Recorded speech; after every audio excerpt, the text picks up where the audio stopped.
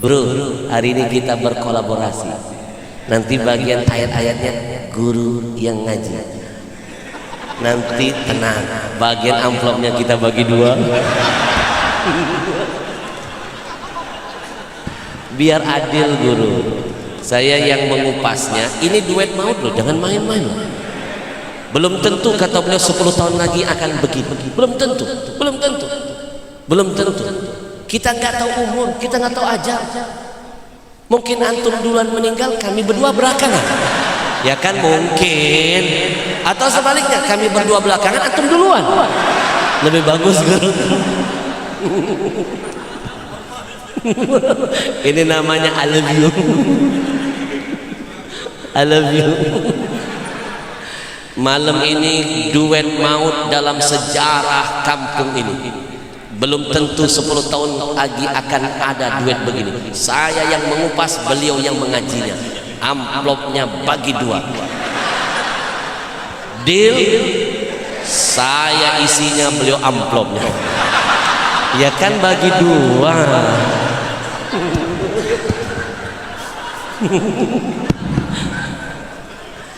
Tapi masya Allah loh, tanya-tanya guru, tanya panitia, saya dan guru dan teman-teman lainnya, insya Allah untuk urusan ini kami nggak pernah mikir. Tanya-tanya panitia, saya datang ke sini, begitu ditawarin Ustadz Uwas, mau nggak Habib kami bawa 4 jam 5 jam dari Banjarbaru, saya langsung nggak banyak mikir, siap, saya akan datang, siap. Tanya sedikit pun, saya dan guru sedikit pun kami nggak mikirin bayaran. Kenapa? Biarkanlah yang mengundang yang memikirkannya.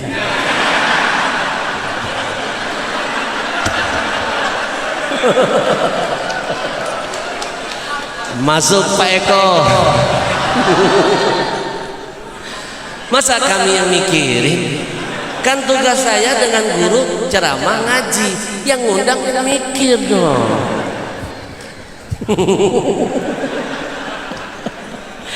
Guru, kita kolaborasi. Bagian yang begini-begini bidangnya guru, karena suaranya merdu, lebih afdol. Kita dengarkan. Bapak Ibu, jangan mau dijebak oleh jebakan Batman, setan dan pelakunya. Urusan nakut-nakuti itu jurus setan, memang sengaja membangun ketakutan di muka bumi ini. Siapa sekutunya? Orang-orang kafir. Allah ceritakan dalam Quran, dan Allah suruh kita jangan takut dengan mereka, takutlah kepadaku kalau kamu betul-betul beriman. Artinya ciri-ciri orang beriman tidak akan pernah takut dengan setan, tidak akan pernah takut dengan sekutu setan. Takutnya hanya kepada Allah yang Maha Rahman. Takbir. Kita sambut kori terbaik dunia, makhluk langka.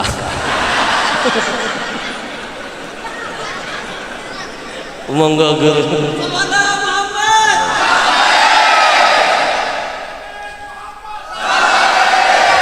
Nih kayaknya yang kenceng-kenceng minta bagian juga nih.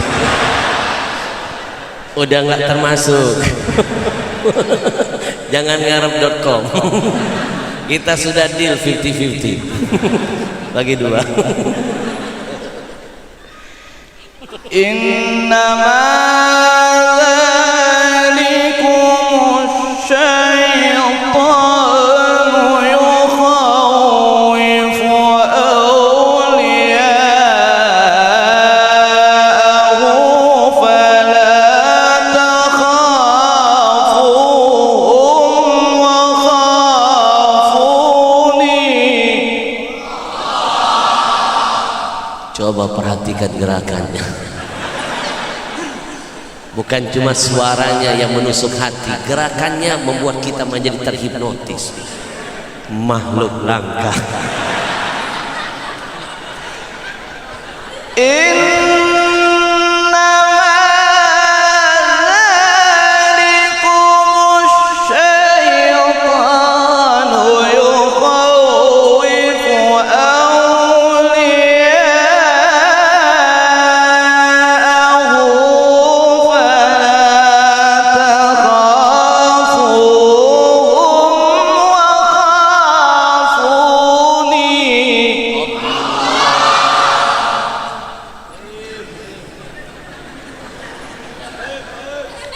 فلا تخافوهم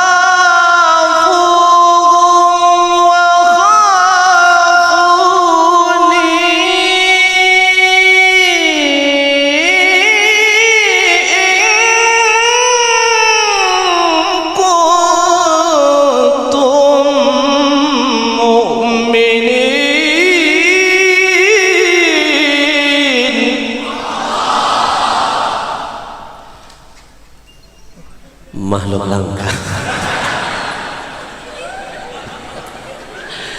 Bapak Ibu, nih ini acara malam ini lebih dahsyat dari live TV dimanapun. Viral kan? Masya Allah, guru emang luar biasa Quran, Masya Allah. Orang zaman sekarang gimana Corona mau dihilangkan Allah, dia lebih percaya dengan swab bikinan manusia, tapi dia lupa menswab hatinya dengan Quran. Bujur. Kalau kamu lakukan swab buatan manusia, jangan kamu tinggalkan swab Quran untuk hatimu. Bujur.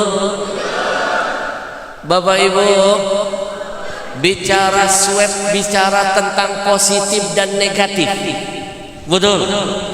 Bicara swab, bicara negatif positif. Kenapa saya bisa ngomong begini guru? Karena saya mantan alumni corona. Saya pernah kena corona tahun kemarin, tepat tanggal 17 Agustus. Saya lulusan tahun kemarin. 17 Agustus saya kena corona 2020. Makanya kemarin 17 Agustus tahun ini itu haul corona saya. Saya bikin haulnya. Begitu saya diperiksa, pulang dari satu kota, dari Medan, saya pulang ke Jakarta, naik pesawat, udah pakai masker, udah pakai rapid test. Dulu belum ada antigen, cuma ada rapid test doang. Mungkin di dalam pesawat itu ada yang lebih dulu kena positif. Dia bersin, ke bawah AC, virusnya muter-muter sirkulasinya di ruang pesawat yang kecil. Pesawat itu kecil ruangannya, justru lebih berbahaya, malah lebih cepat dan besar menciptakan klaster. Kalau masjid ini nggak usah dicurigai, ini ruangannya besar, ventilasinya banyak. Kalaupun ini dicurigai, difitnah menjadi tempat hadirnya corona, nggak banyak. Pesawat, masjid ini nih sirkulasinya gede. Apalagi kemarin guru, saya ceramah di satu kota di Sumatera, masjid itu gede betul ventilasinya, karena belum selesai bangunannya.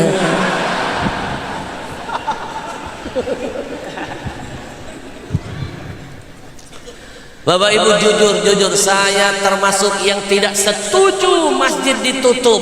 Belum waktunya. Kalau masih pesawat diizinkan masuk, ngapain masjid ditutup? Kalau mau fair, tutup masjid, tutup juga semua penerbangan dari Cina. Takbir. Itu lebih besar pengaruhnya daripada yang di masjid. Orang naik pesawat belum tentu pakai wudhu. Orang masuk ke rumah Allah pasti pakai wudhu. Orang masuk ke rumah Allah pasti Allah jaga dia. Bapak Ibu, saya mau tanya, jawab yang kompak. Masjid ini rumah siapa sih? Siapapun yang bertamu masuk ke dalamnya berarti dia jadi tamu siapa sih? Kalau kita jadi tamu manusia saja, disambut, dihormati, dilayani, diservis. Seperti sekarang ini, saya jadi tamunya Haji Atap. Masya Allah, saya disambut, diservis, diajak makan. Ada makan nggak di sini? Aman, alhamdulillah. Saya dan guru ini orangnya low profile. Kami berdua ini sama, ada kemiripan, low profile. Kalau dikasih kami ambil, Kalau nggak dikasih, kami tungguin.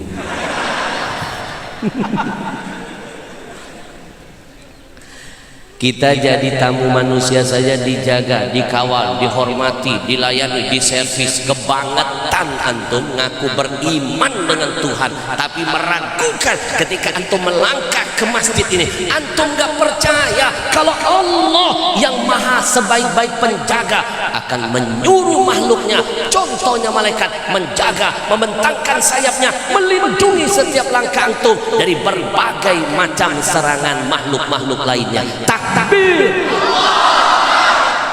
Mana yang lebih hebat, penjagaan Allah atau penjagaan manusia? Penjagaan manusia atau penjagaan malaikat, makhluk yang nggak pernah maksiat? Kalau sudah masuk di sini, selama hati antum karena Allah, terpaut dengan masjid, terpaut dengan Allah, Allah tidak akan diam, Allah akan jaga kita. Kalaupun kita mati, saya lebih bangga mati di masjid daripada mati di pasar. Masjid ditutup, pasar dibuka, bungur-bungur pintar. Saya percaya dengan Nabi saya. Kata Nabi kan pasar itu tempat setan. Wujud. Saya setuju kalau kamu mau tutup masjid, monggo silakan, tapi tolong dengarkan juga suara kami. Tutuplah penerbangan dari India, dari Cina, dari Arab, dari manapun, karena solusi menghilangkan corona ini sederhana sebenarnya. Ikuti pesan Nabi.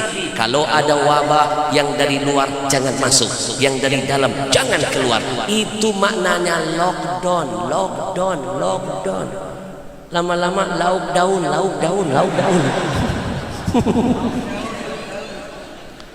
Nggak beres-beres. Betul. Nih kalau modelnya begini nih, tahun depan nggak selesai nih corona. Nggak selesai. Kalau modelnya begini, mulai dari istilahnya PSBB, new normal, sekaranglah PPKM. Pelan-pelan kita mati.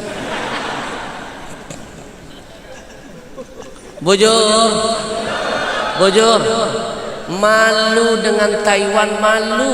Taiwan itu bersebelahan dengan Wuhan. Taiwan itu dekat betul dengan Wuhan. Acil tahu Taiwan tahu Acil. Nih dengar ini biar Acil paham. Taiwan barabai belok kanan. Susah ngajarin Acil. Bojor. Nih logika orang waras nih, dengerin. Taiwan notabene bukan negara mayoritas muslim. Tapi kenapa dia bisa selamat dari ancaman corona padahal bersebelahan dengan sumber corona yang pertama Wuhan?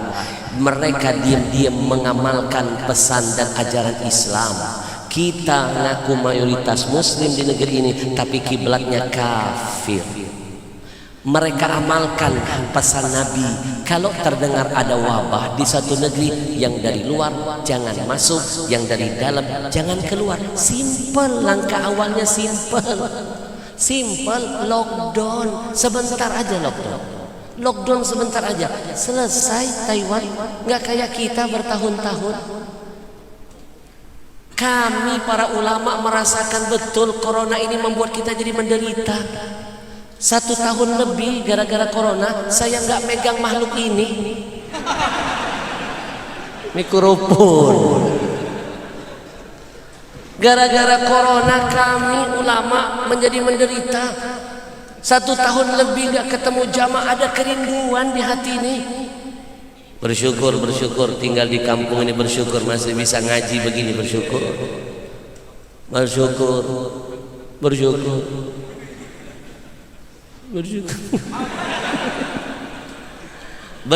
tinggal di kampung ini, guru masih bisa memandang wajah gurunya yang bercahaya, masih bisa melihat senyum gurunya, masih bisa dengar nasihat dari gurunya. Antum bersyukur ya. Kami di Jakarta setahun lebih rasa rindu itu tidak terlampiaskan. Nggak bisa melihat wajah gurunya, nggak bisa melihat wajah umatnya. 1 tahun lebih jadwal semua dibatalkan. Saya sempat tanya guru, kenapa kami nggak boleh ngisi pengajian? Kenapa? Mereka menjawab, jangan Habib, jangan. Jakarta itu zona hitam, lebih bahaya dari zona merah. Kalau Habib ketemu jamaah, Habib bisa positif corona. Sekali lagi, kalau Habib memaksakan ketemu jamaah di Jakarta, zona lagi hitam, Habib bisa positif corona. Kami sarankan Habib lebih baik ikuti arahan pemerintah. Hashtag di rumah aja, hashtag di rumah aja, hashtag di rumah aja. Waktu itu pesannya begitu. Sekarang PPKM. Pelan-pelan insya Allah pelan-pelan kita membaik, amin. Hashtag di rumah aja, Habib jangan ketemu umat. Bila perlu Habib jangan keluar-keluar dari kamar. Dalam pesan ini. Kita selama ini biasa keluar, tiba-tiba dikurung, nggak boleh keluar, disuruh di kamar aja. Saya coba jurus mereka. 7 bulan saya nggak keluar dari kamar. Alhamdulillah saya negatif, tapi bini positif. Gara-gara siapa? Bicara Quran, percayalah Quran mampu menjadi swab yang terbaik untuk hati kita. Kenapa hati harus diswab? Karena hati gampang berubah. Hari ini positif benar, besok negatif benar. Karena bicara swab, bicara positif dan negatif. Bujur, bicara hati hari ini positif beriman, besok bisa negatif imannya. Maka Nabi ajarkan kita sering-sering berdoa biar hati ada kemantapan di jalan Allah. Kenapa dinamakan qalbun? Qalbun, hati itu bahasa Arabnya qalbun, karena yataqallabu, dia adalah sesuatu yang gampang berubah. Hari ini positif, besok negatif, hari ini negatif, besok positif. Maka jangan malas-malas baca doa. Ada doa yang diajarkan Nabi untuk menjaga hati selalu berada di tempatnya. La yaruddul qadha illa doa. Kata Nabi, tidak ada yang bisa merubah takdir kecuali dengan doa. Takdir buruk bisa berubah jadi baik. Takdir yang baik bertambah kebaikannya hanya dengan doa. Kita berdoa kepada Allah, mudah-mudahan Allah jaga hati kita. Mudah-mudahan selalu dalam lindungan dan di jalan Allah. Semuanya ikuti saya. Ya muqallibal qulub, tsabbit qalbi ala dinika wa ala ta'atika. Sering-sering baca ini, hati akan berada di tempat yang sebenarnya. Insya singkat padat. Bapak Ibu, percaya nggak kalau Quran itu bisa menswab hati? Habib, mana buktinya? Mana buktinya kalau Quran bisa menswab hati? Saya hadirkan satu contoh cerita saja. Kalau saya beberkan semua nanti nggak beli buku saya. Sedikit saja. Acil kenal Umar bin Khattab, sahabat Nabi yang dulunya positif kafir, akhirnya menjadi negatif kafir. Kenapa? Karena telinganya mendengar lantunan Al-Quran yang dibaca oleh adik perempuannya yang bernama Fatimah. Nanti kita akan dengarkan lagi ayatnya, tapi nanti. Acil kenal Umar bin Khattab, yang kompak dong. Kenal Umar bin Khattab, yang kompak. Kenal Umar bin Khattab, belum kompak. Kenal Umar bin Khattab, di mana kenalannya? Mulai nggak waras nih kayaknya. Kenal Umar bin Khattab, berarti makhluk purbakala. Kadang-kadang sok tahu nih Aceh. Adalah Umar bin Khattab, sahabat Nabi yang ketika itu sangat membenci Nabi, memusuhi ajaran yang dibawa Nabi, positif hatinya kafir. Siapa yang gak kenal Umar? Berotot, jagoan, gagah, jago berkelahi. Makanya waktu Umar belum jadi muslim, itu dakwah Nabi sembunyi-sembunyi, nggak berani terang-terangan. Umar, preman besar ibaratnya waktu itu. Preman. Kalau bahasa kampung sini preman apa? Jagal.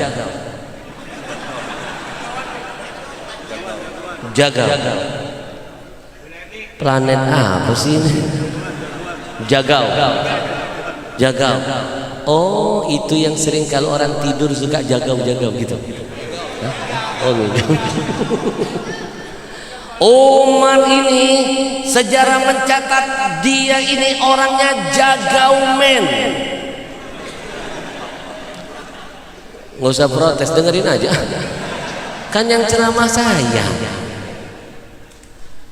Preman, gagah. Waktu itu hidayah belum menyentuh hatinya. Positif kafir, positif benci dengan Nabi Muhammad, memusuhi ajaran Nabi. Tiba-tiba Allah punya rencana, wasilah Quran. Umar hatinya diswep dari positif kafir jadi negatif kafir. Gimana ceritanya? Simak ceritanya. Umar lagi berjalan, datang temannya berkata, Umar, iya, kamu tahu Umar, bukankah kamu benci Muhammad? Betul. Kamu gak suka dengan ajaran Muhammad kan? Iya. Nah, sekarang kami pengen ngasih tahu Umar. Ngasih tahu apa ya? Adik kesayanganmu yang namanya Fatimah itu beserta suaminya sudah diam-diam menjadi pengikut Muhammad, musuhmu. Yang benar kamu? Benar Umar. Swear. Sambar geledek. Ini cerita yang dimodif sesuai dengan tren abad sekarang. Udah dengerin aja. Umar, Fatimah adikmu beriman dengan musuhmu, percaya dengan ajaran musuhmu. Iman Umar, beriman Fatimah. Mendengar itu Umar mendidih darahnya, mendidih emosi dia.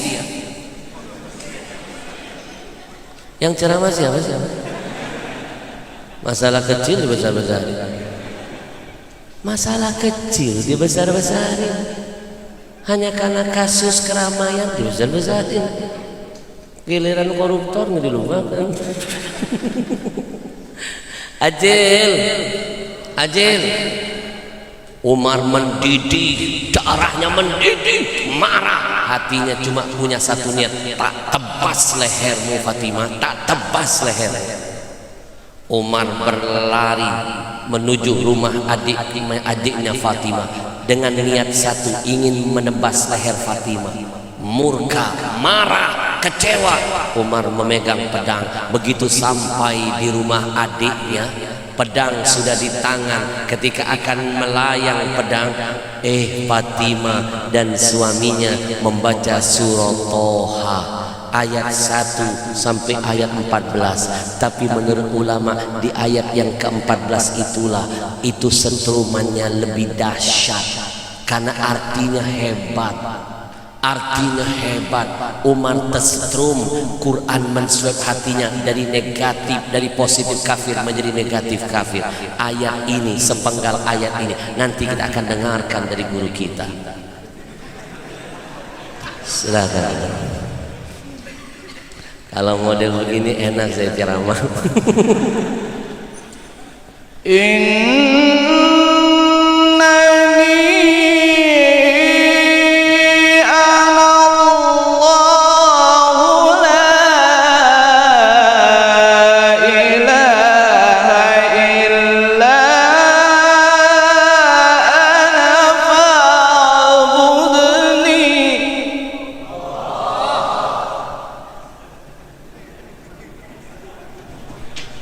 Makhluk langka.